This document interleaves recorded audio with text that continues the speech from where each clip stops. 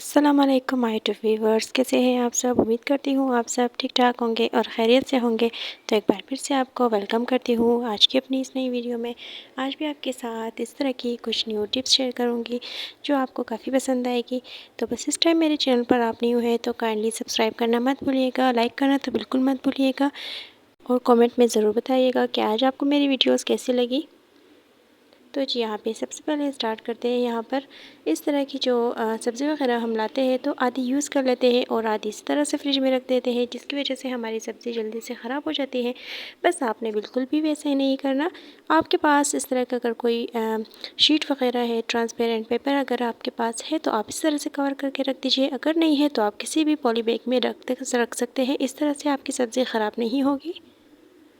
तो नंबर 2 है यहाँ पर, जब भी हम अंडे वगैरह बॉईल करते हैं तो अंडे काफ़ी टूट जाते हैं, क्योंकि बॉईल करते वक्त अंडे काफ़ी हिलते हैं तो ये टूट जाते हैं। बस आपने फॉइल के अंदर अगर इसे रख कर बॉईल करना होगा तो और भी अच्छा है। इस तरह से अंडे बिल्कुल भी नहीं टूटेंगे और आसानी बॉईल भी हो जाएंगे। अक्सर जब भी हम अंडे बॉईल करते हैं तो हमारे अंडे इस तरह से टूट जाते हैं और बिल्कुल ज़ाया हो जाते हैं। तो नेक्स्ट है हमारे पास यहाँ पर, तो हमारी नाइफ़्स वगैरह हमेशा डेली बेसिस पर जो फ्रूट वाली नाइफ़्स होती है वो यूज़ में होती हैं, जो काफ़ी ज़्यादा हद तक ख़राब हो जाती है, क्योंकि डेली बेसिस पर हम फ्रूट वगैरह के लिए यूज़ करते हैं इस तरह की छोटी सी नाइफ़। तो बस आपने सबसे पहले अगर आपने नाइफ़ को शार्प करना है तो आप फॉइल की मदद से इस तरह से इसे शार्प कर सकते हैं। बस याद रखें नाइफ़ का जो नोकीला हिस्सा है इसे आपने दूसरी जानिब रखना है, ताकि आपके हाथ वगैरह कटने का कोई नुकसान ना हो। तो बस देखिए कितनी अच्छे से ये शार्प हो गई है अभी।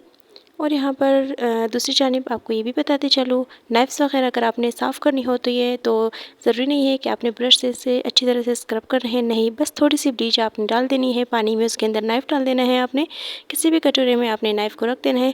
इस तरह से आपने सिर्फ़ और सिर्फ 2 मिनट तक रखना है। 2 मिनट के बाद जब आप इसे अच्छी तरह से वॉश करेंगे, बस कुछ स्क्रब करने की ज़रूरत नहीं है। हाँ, अगर कुछ ज़िद्दी दाग होंगे तो थोड़ा-सा आपको उसको स्क्रब करनी पड़ेंगी, ताकि जो किनारों पे इसकी जो मेल वगैरह होती है, फ्रूट्स वगैरह के जो ज़रात होते हैं वो अंदर चले जाते हैं, वो बाहर निकल जाए और साफ़ हो जाए। बस अभी इसके बाद आप देखेंगे कि नाइफ़्स वगैरह कितनी अच्छी तरह से साफ़ हो चुकी है।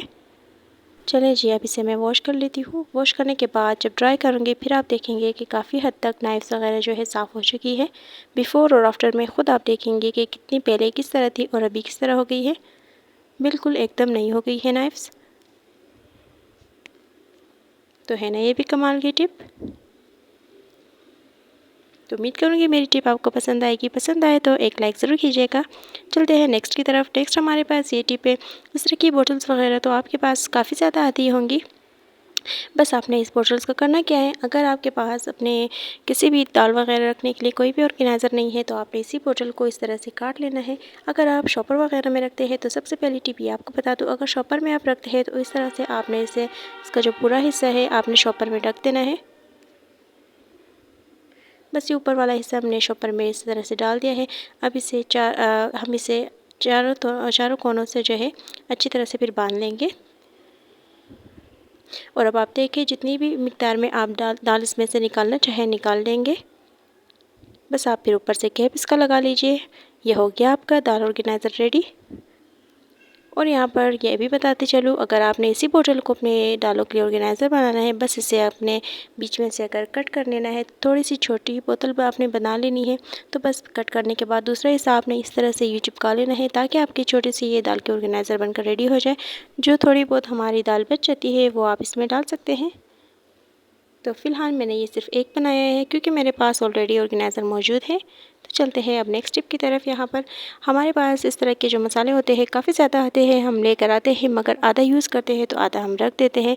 तो बस आपने क्या करना है, आधा इस तरह से खोल के नहीं रखना, इस तरह से इससे नमी लग जाएगी और काफ़ी हद तक ख़राबी हो जाएगा। आपने इस तरह से इसे फ़ोल्ड कर लेना है। इस तरह से अगर आप फ़ोल्ड करेंगे तो हवा इसमें से पास नहीं होगी और आपका मसाला भी ख़राब नहीं होगा। तो काफ़ी ज़्यादा देर तक आपका ये मसाला चल जाएगा, ख़राब भी नहीं होगा। तो इसको भी मैं इसी तरह से फ़ोल्ड कर लूँगी।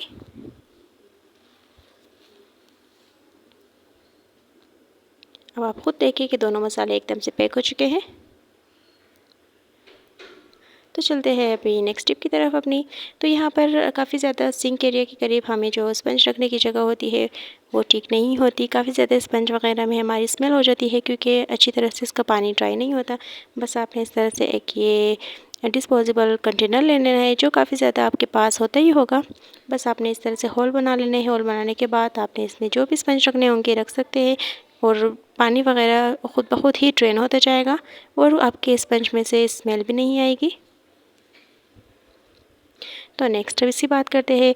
यहाँ पर वाइप तो आप सबके घरों में ही होते होंगे। बस स्विच बोर्ड को क्या होता है कि हम ज़्यादातर पानी के साथ साफ़ नहीं कर सकते क्योंकि इसमें से करंट वगैरह लगने का काफ़ी डर होता है। इसीलिए कुछ लोग अपने स्विच बोर्ड को हाथ ही नहीं लगाते, करंट लगने की वजह से साफ़ ही नहीं करते।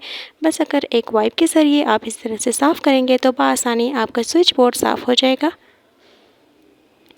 तो यहाँ पर अब आप देखें जितना भी मैं इसे साफ़ कर रही हूँ इसमें से कोई मेल वगैरह नहीं निकल रही क्योंकि हम डेली बेसिस पर इसे साफ़ करते हैं। तो अब आप खुद देखिए एक वाइप के ज़रिए कितनी अच्छी तरह से आप ये स्विच बोर्ड साफ़ कर सकते हैं। तो नेक्स्ट इस तरह भी आप कोई भी आपके पास मोबाइल वगैरह हो, अपने बच्चों का कोई आईपैड वगैरह हो, आप इसी तरह से इस वाइप के ज़रिए साफ़ कर सकते हैं क्योंकि ये वाइप बिल्कुल भी गीला नहीं होता, बिल्कुल एकदम ड्राई होता है और कोई पानी लगने का भी डर नहीं होता इन्हें। बस कोई भी आईपैड वगैरह हो, मोबाइल वगैरह हो, बआसानी आप साफ़ कर सकते हैं क्योंकि बच्चे वगैरह हाथ में लेते हैं काफ़ी हद तक मैला हो जाता है आईपैड।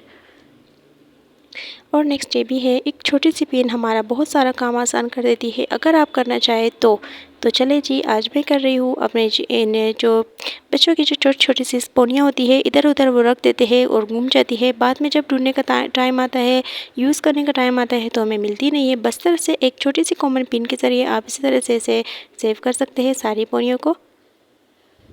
तो अब इसी तरह से करना ना चाहे तो आप कोई भी अपने बेटी का क्लचर ले लीजिए। क्लचर लेने के बाद आप इस तरह से इसमें रख सकते हैं।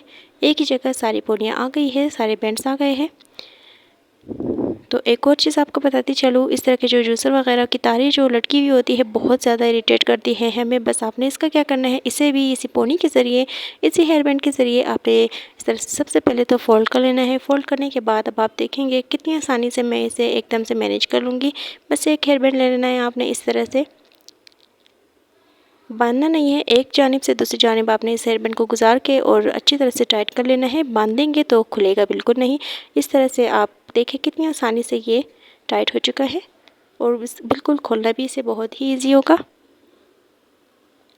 ये भी बहुत कमाल की टिप है, यूज़ ज़रूर कीजिएगा। आपके पास अगर इस तरह की कोई दालें वगैरह कोई भी चीज़ बच जाती है उन्हीं प्लास्टिक्स में तो बस इसी तरह से इसे खोल के मत रखा कीजिए। अगर खोलेंगे भी तो ख़राब हो जाएगी, सारी गिर जाएगी। बस आपने एक नाइफ़ गर्म करके इस तरह से काट लेनी है। इस तरह से अब आप देखें कि दाल वगैरह बिल्कुल भी नहीं गिरेगी और एकदम से सील हो जाएगी पैकेट।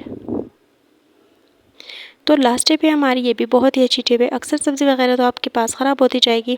आप काफ़ी ज़्यादा अगर इस तरह की जो सब्ज़ियाँ होती है जैसे कि पुदीना हो गया, हरा धनिया हो गया, इन्हें अगर आप इस तरह प्लास्टिक में रखेंगे तो ये काफ़ी हद तक ख़राब हो जाएगी और बिल्कुल भी नहीं आपके देर तक चलने वाली। बस आपने इस तरह से वॉश कर जब ड्राई हो जाए तभी आपने इस तरह से टिश्यूज़ में फ़ोल्ड कर अलग-अलग सेक्शन बना लेने हैं ताकि आपको जो भी यूज़ हो आप उस टाइम से निकाल सकें और यूज़ कर सकें, सबको खोलने की ज़रूरत ना हो।